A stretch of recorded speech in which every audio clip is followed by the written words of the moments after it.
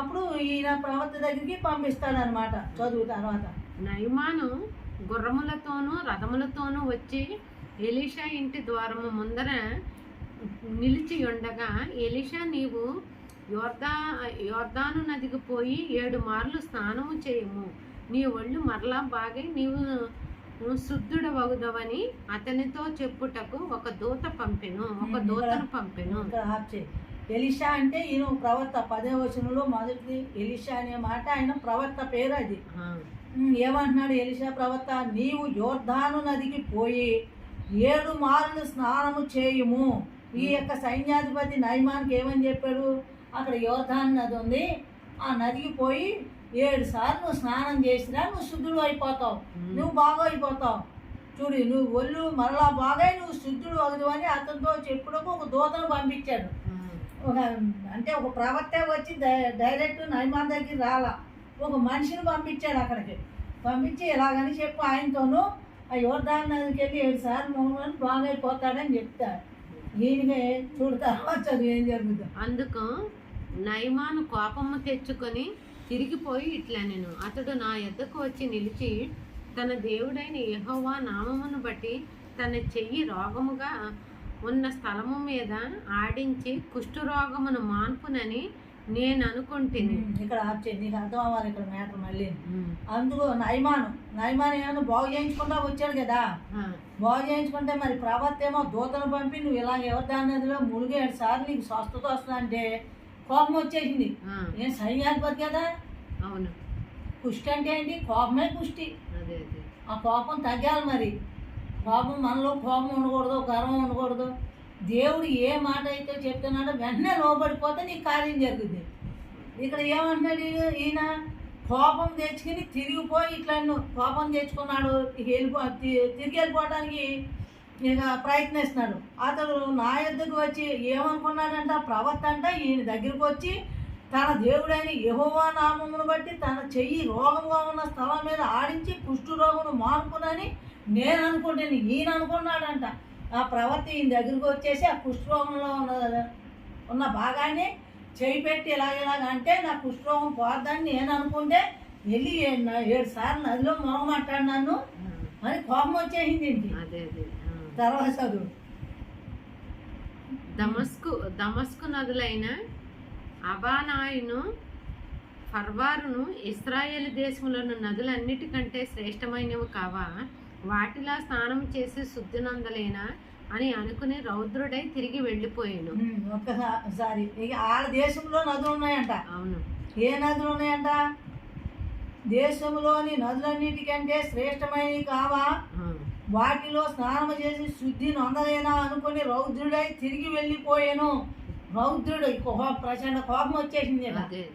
తిరిగి వెళ్ళిపోతున్నాడు అంట. వెళ్ళిపోతుంటే చదువు తర్వాత. అయితే అతని దాసులలో ఒకడు వచ్చి, నాయన, ఆ ప్రవక్త ఏదైనా ఒక గొప్ప కార్యము చేయమని నియమించిన ఎడల నీవు చేయకుందువా? అయితే స్నానం చేసి శుద్ధుడవు కమ్మను మాట దానికంటే మేలు కాదా అని చెప్పినప్పుడు. ఒక్క నిమిషం అది. ఇప్పుడు ఈ యొక్క ఆయనతో పాటు సైన్యాధిపతితో పాటు కొంతమంది వచ్చారు. సైన్యం ఉంటారు కదా కింద. ఆయన ఏమంటున్నాడు? ఈయన కోపం ఇచ్చి వెళ్ళిపోతుంటే చక్కగా ఎంత బాగా సంబోధించాడు. అంత కోపంగా ఉన్నాడు. ఏంటి, మా దేశంలో నదులు లేవా? ఈ యోర్దాను నదుల్లో మునిగితే నాకు స్వస్థత వస్తా? అవి పెద్ద పెద్ద నదులు పుణ్యక్షేత్రాలు మాయి అన్నట్టుగా మాట్లాడుతున్నాడు. మాట్లాడుతుంటే అక్కడ ఒక మనిషి ఉంటాడు, ఆయనతో పాటు వచ్చాడు. ఆయన ఏమంటున్నాడంటే, అంత కోపంగా ఉన్న మనిషిని చల్లార్చంటే ఎలాగా? ఆయన ఆ ప్రవక్త ఏం చెప్పాడు?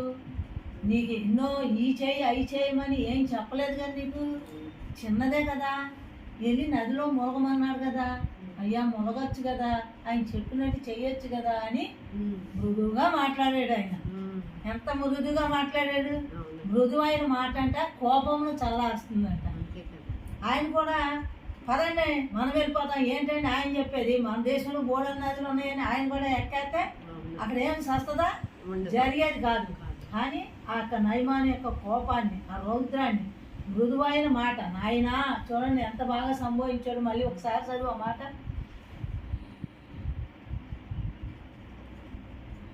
13వ వచనం. నాయనా ఆ ప్రవక్త ఏదైనా ఒక గొప్ప కార్యము చేయుమని నియమించిన ఎడల నీవు చేయకుందువా? అయితే స్నానము చేసి శుద్ధుడవు కమ్మను మాట దానికంటే మేలు కాదా అని చెప్పినప్పుడు అతడు పోయి దైవజనుడు చెప్పినట్లు యోర్దాను నదిలో 7 మారులు మునగగా అతని దేహము పసిపిల్ల దేహము వలెనై అతడు శుద్ధుడయ్యాను. సరే ఆగు. ఏంటి మరి చెప్పినప్పుడు కింద మనిషి చెప్పాడు కదా, ఆయన అసిస్టెంట్ చెప్పినప్పుడు లోబడ్డాను, మృదువుగా చెప్పాడు. ఆ చెప్పినప్పుడు కూడా ఏమి ఆయన్ని రెచ్చగొట్టలేదు. ఆయన ఇట్లా చేస్తే నేను ఏదో అవి చేయమంటే ఏమంటే చేస్తావు కదా, అలాంటి ఏం చేయమని చిన్న కార్యమే కదా మొహమన్నాడు కదా, అయ్యా ములిగితే ఏమవుద్దయ్యా రెండయ్యా అని చెప్పి తీసుకెళ్ళాడు. చక్కగా ములిగాడు. ఒకటోసారి ములిగితే లేదు, రెండోసారి ములిగితే లేదు. మనం అనుకుంటాం ఒకసారికి స్వస్థ వచ్చేయాలి, 2 సార్లు స్వస్థ వచ్చేయాలి. అక్కడ మా ప్రవక్త ఎన్నిసార్లు చెప్పాడు? 7 సార్లు మొహమ్మన్నాడు. చక్కగా ఆయన చెప్పినట్టు చేస్తే మనం కూడా మన దేవుడు చెప్పినట్టు చేస్తే మనకు కూడా దేవుడు కార్యాలు చేస్తాడు. మన ఇష్ట ప్రకారం జరగకూడదు.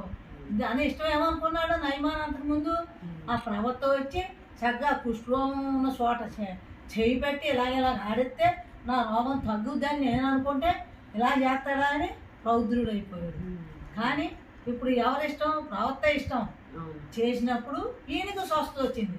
ఆయన ఇష్టం చేత కోపం వచ్చి వెళ్ళిపోతే అక్కడేమీ స్వస్థత లేదు. అందుకని మనం ప్రతి మాట, అది చిన్నదే కానీ పెద్దదే కానీ, ప్రభు మాటకు లోబడినప్పుడు మనకి గొప్ప కార్యాలు చూస్తాం మనం, అంతే.